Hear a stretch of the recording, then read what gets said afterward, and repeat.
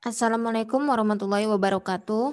Saya Kurnia Alfiana dengan NIM 2009-11-6083 dari Sistem Informasi B 2020 ingin mempresentasikan tentang sistem dan teknologi informasi dan cloud computing. Yang pertama ada sistem dan teknologi informasi. Apa itu sistem dan teknologi informasi?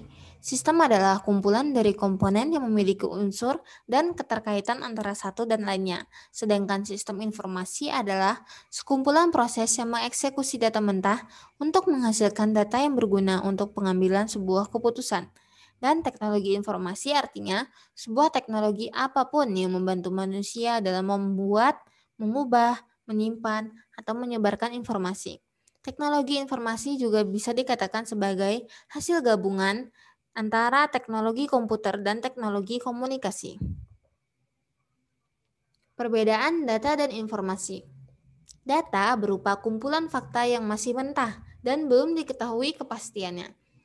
Sedangkan informasi adalah data yang sudah diproses sedemikian, yang berarti dan bermanfaat bagi penerima untuk pengambilan sebuah keputusan. Karakteristik data dan informasi. Yang pertama ada tipe data. Tipe data hendaknya sesuai dengan tujuan dari informasi tersebut.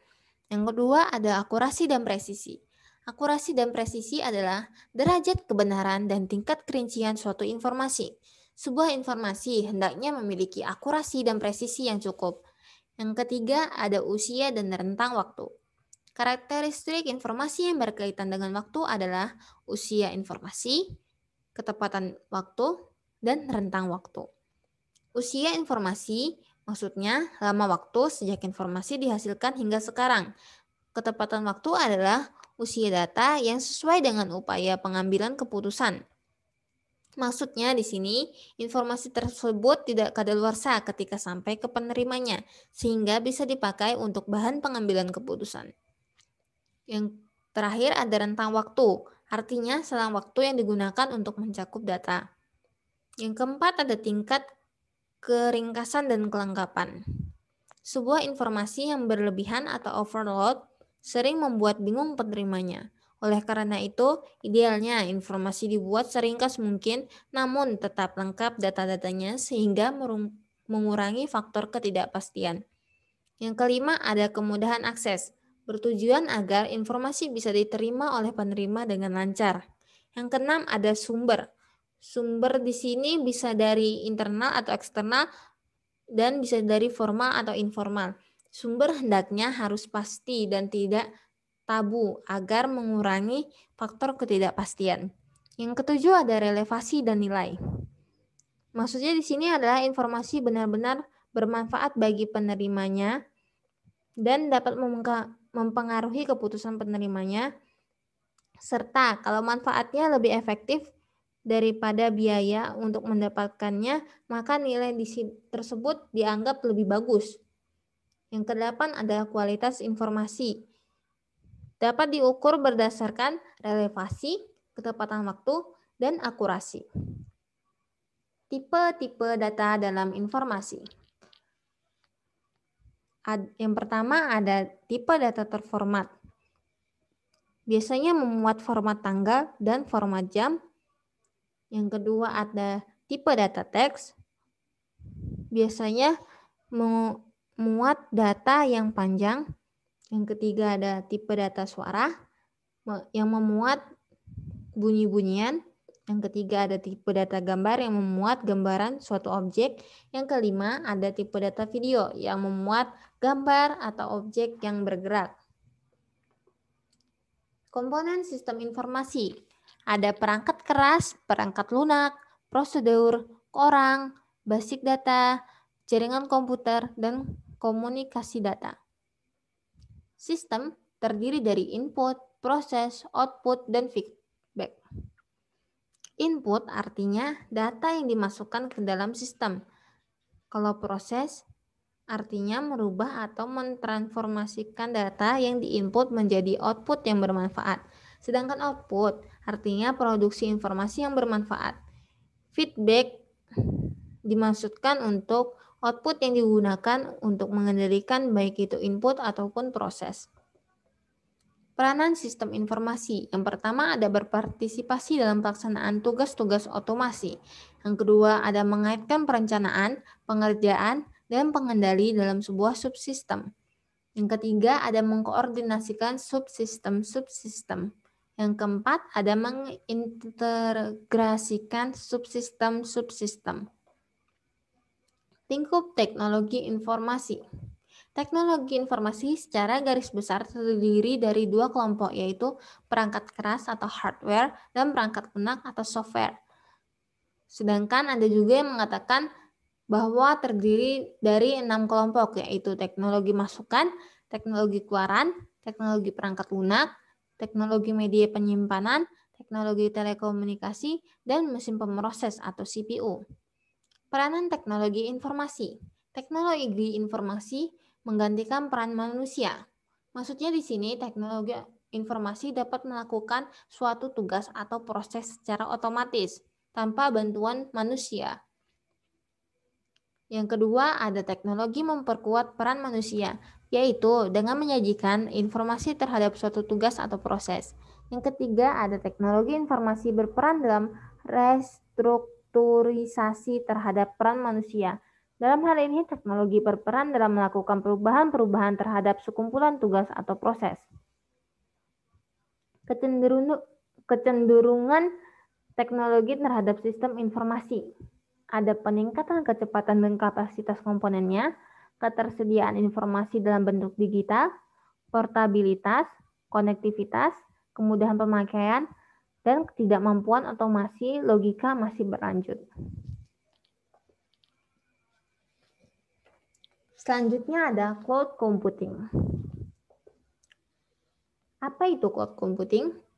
Cloud computing adalah teknologi yang menjadikan internet sebagai pusat pengelolaan data dan aplikasi di mana pengguna komputer diberikan hak akses. Atau bisa juga dikatakan sebagai gabungan pemanfaatan teknologi dan pemanfaat berbasis internet. Cloud computing berfungsi untuk menyimpan dan mengakses data dan program melalui internet dari lokasi berbeda atau menggunakan perangkat yang berbeda. Jenis-jenis cloud computing. Yang pertama ada public cloud. Public cloud merupakan layanan untuk publik sehingga siapa saja dapat mengakses layanan ini. Keuntungan dari public cloud antara lain biaya lebih rendah, tidak adanya pemeliharaan khusus, skalabilitas tinggi, dan keandalan tinggi. Tetapi kelemahannya ada di bidang kelemahan data. Contoh-contoh dari public cloud antara lain ada Instagram, Facebook, Twitter, dan lain-lain. Yang kedua ada private cloud. Biasa penggunaan dari teknologi cloud ini hanya digunakan oleh satu organisasi atau perusahaan secara privat. Biasanya private cloud digunakan untuk kebutuhan bisnis dan keamanan. Keuntungannya lebih fleksibel, keamanan yang ditingkatkan, dan skalabilitas tinggi. Kelemahannya pastinya biayanya lebih besar. Contohnya ada PaaS untuk sistem operasi, web, server, framework, database, dan lain-lain. Selanjutnya ada hybrid cloud. Merupakan gabungan dari layanan private cloud dan public cloud. Hybrid cloud bisa membagi bagian mana yang bisa dijalankan dengan public cloud dan private cloud. Keuntungannya adanya kendali atau kontrol efektivitas biaya, faktor kemudahan, dan hanya institusi tertentu yang dapat mengaplikasikannya. Yang terakhir ada community cloud. Biasanya digunakan untuk komunitas atau institusi yang memiliki kepentingan dan kebutuhan tingkat keamanan yang sama. Selanjutnya ada karakteristik cloud computing. Yang pertama ada on-demand self-service. Maksudnya pengguna cloud dapat mengatur sendiri layanan yang dipakai sesuai dengan kebutuhannya dan tanpa interaksi dari pihak penyedia layanan. Yang kedua ada broad network access. Artinya layanan yang dapat dibuka dari berbagai macam platform user.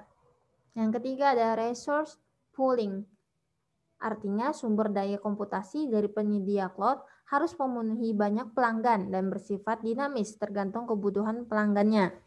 Yang keempat ada rapid elasticity. Artinya kapasitas layanan bersifat fleksibel tergantung kebutuhan pengguna. Yang kelima ada measured service. Artinya sistem cloud menyediakan layanan yang dapat memonitor dan mengoptimalkan penggunaan sumber daya terhadap layanan yang dipakai. Contohnya dari on-demand self-service yaitu Gmail.